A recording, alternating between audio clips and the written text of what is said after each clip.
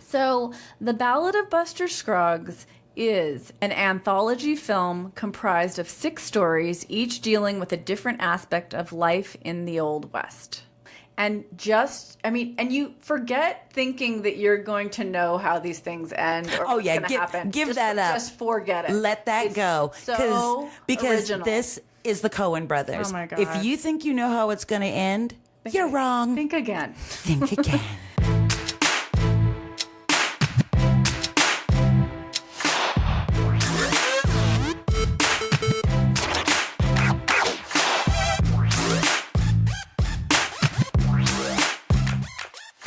What are we going to fill their brains with today? So tonight, we are going to review The Ballad of Buster Scruggs. the new Coen Brothers. Well, it's called a miniseries anthology. I went to the premiere and I saw it as a film. And at first I was like, who's going to sit for this? This is really long. But at the same time, I was riveted. I thought perhaps maybe I would fall asleep. Are you kidding me? Not even. I was so into this. I was so every into it. scene. I was at home and I did not pause it to go potty. That's how good it was. It was riveting. I mean, they're like little, each story to me is a little gem on a necklace. Yeah.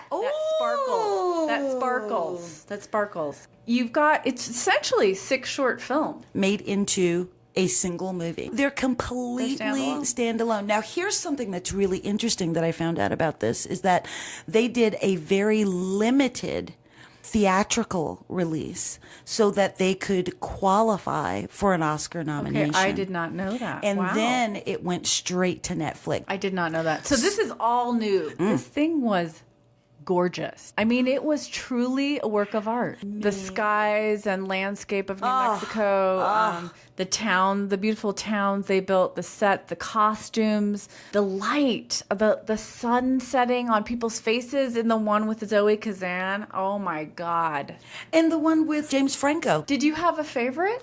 Yes, ma'am. What was your favorite? Oh God, see, this is tough. For you. This is for your me. opinion. Para mí. Okay. Solo para mí. Okay. Numero uno, The Ballad of Buster Scruggs. Ooh, that was your favorite. Was my favorite. Okay. It was fracking hilarious. It was so funny. So first of all, we've done so much work out at that location at Bonanza Creek. Right. So there's this nostalgia for me, just looking and looking around and seeing how they ridded it inside and the saloon and how the scene in the saloon is so great. Oh my God. I gave a eulogy there. Oh my God, you did? Yes, I did. Wow. So Ballad of Buster Scruggs was number 1. Okay. My second favorite one, I think, was The Gold Miner. Ooh, Tom Waits. Oh, I mean, he was... my God. Wow. The cinematography was just unbelievable. It was stunning. And the story. I loved the story. Here's this. I loved it so much. Here's this old codger. He's an old codger. We can relate. Right? From one codger to another. How you doing? You're not going to kill me. And he is my gold nuggets. He is by himself. So let's set the scene. So it's Gold Rush days. The Wild West is still very much the Wild West. And, there are, people who are kind of like striking out on their own to literally strike it rich. Hey, that's the lure of anyone being in film and TV. Absolutely. Right? Can we please strike it rich? Now, this is some bullshit. So anyway, it's so beautiful because the scene kind of opens and you're looking at this beautiful vista through the trees of this Colorado canyon that is the most picturesque. It can't be real. It can't be real. It's the most picturesque thing that you have ever seen in your life. The sun, the water, the green, the leaves, it's verdant, the frickin' deer. There was a deer. Title of this section was called All Gold Canyon. Yeah. So this old codger, and you hear this, and he's whistling some old miner's tune, and then he, kind of breaks through the tree front with his mule, and he regards. Right? He almost like tips his hat to the canyon when he, emerges, right? And the animals are affected by his presence. I know, right? So, he emerges into this valley and he kind of like regards it like, hey there, how you doing? And he just kind of looks at it, and he goes down to the stream, and he is, of course, panning for gold. And he's an old fart. I mean, this is a codger. Old. And I have to tell you, I was like, respect. Yeah. This guy had to have been 65. Or more. Yeah. And he is just panning for gold and Tom Waits looked weathered. He looked the part. He was perfect. He was perfect. Brilliant. Yeah. Brilliant. The casting in this is just and they don't always pick the name brand stars. I mean, one of them has James Franco. He's probably the biggest star. But everybody else, it's just their faces, their attitude. They just capture these characters perfectly. They're what I like to call the real working actors. Yes. Right? Yes. The character actors that are weathered and they have the miles on them, and there's a depth, and they inhabit these people. That is it exactly. And they just it's just so delicious to watch. It was delicious. Belle's staring at me right now. Girl, I could not have said it better. It was quite delicious. It was. It really is. So that's my second favorite. Okay. So each of these are what, if you think about it, 15 minutes? 20 minutes. 20 minutes, I would say. Yeah. Maybe about 20 minutes. It was perfect. Just enough time to set up a story, make you feel, and and you forget thinking that you're going to know how these things end or what's going to happen. Give that up. Just forget it. Let that go. Because original. This is the Coen Brothers. Oh my God. If you think you know how it's going to end, you're wrong. Think again. Think again. Okay, let me add my favorites now because I think I have a couple of different ones and some that I share with you. All right. So my favorite was The Gal Who Got Rattled. This is a story of Zoe Kazan plays this young woman named Alice Longbaugh. She has an older brother named Gilbert who's an inept businessman. He's a boob. And they're journeying in a wagon train towards Oregon where the brother sold the sister off for a business partner. Exactly. And it's just one of those things. First of all, this story hit me because it was just, you watch these Westerns a lot of times, and any movie for that matter, and the stories are so wrapped up with a bow, and you're so used to these cliched storylines and whatever, and it was just so, I don't know, on every level. It's a downer one for sure, but wow. Wow. And the way that it ended...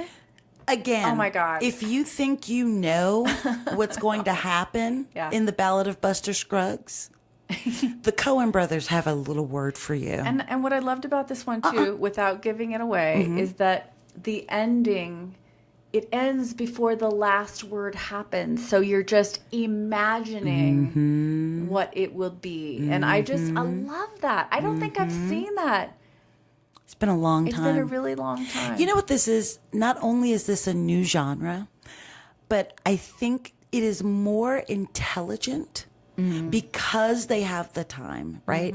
Because they have more carte blanche. And I hope this is going to bring higher level quality to this work. It is so intelligent. It is fine fucking filmmaking. I got to tell you. And okay, the one that I don't know if I liked, but it freaked me out was Meal Ticket. It was visceral. Right. I mean, I hated it, but that was what should have happened.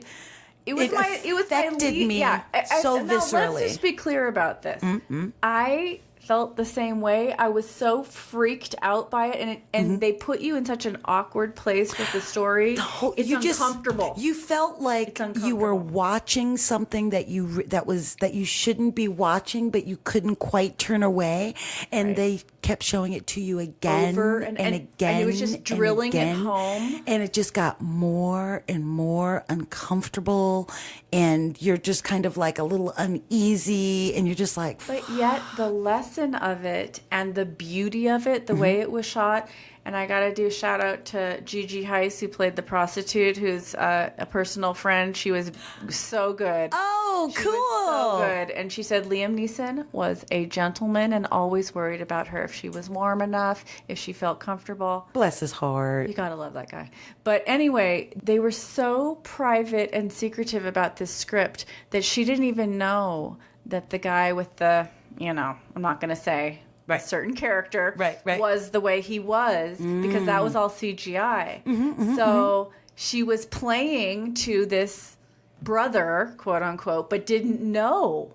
She was you only got your script. You didn't get. She only got her pages. Yeah, she only got her pages. So, did you know anything about this? It's like No. it was all No. so secretive. So secretive. I mean, you'd see the storyboards and you think, okay, it's gonna be Western. It's gonna be a Western. The horses. I see the blah blah blah, but no indication of the quirkiness and the irony and the beauty of these stories. But anyway, but in that meal ticket one, I mean, it is insane and fantastic, even though it was hard to watch at times. It was hard to watch. But so I felt some kind of way. Ugh. But that's what it was supposed to do. My least favorite was the last one, The Mortal Remains. That was my least favorite as well. Talking about the Grim Reaper here.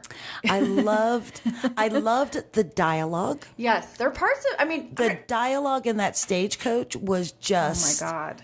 I mean, wow. That is pro. Even if, and this is saying something.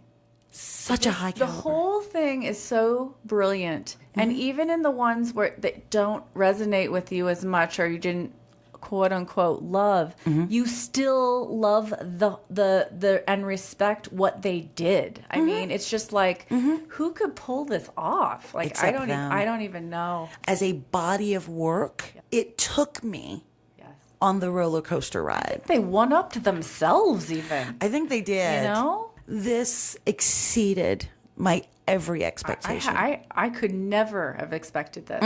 It came out of just left field. Right. And again, I think that a lot of this has to do with the way that the industry is changing. And for the better. I mean, we're getting better storytelling. Yes. And so all I can say is, if there are 5 stars to give for excellence, you have to see this. 5 stilettos. 5 stilettos. Really, it's even 5 stilettos plus. It's exceptional. It's 5 stilettos and a platform. There you go.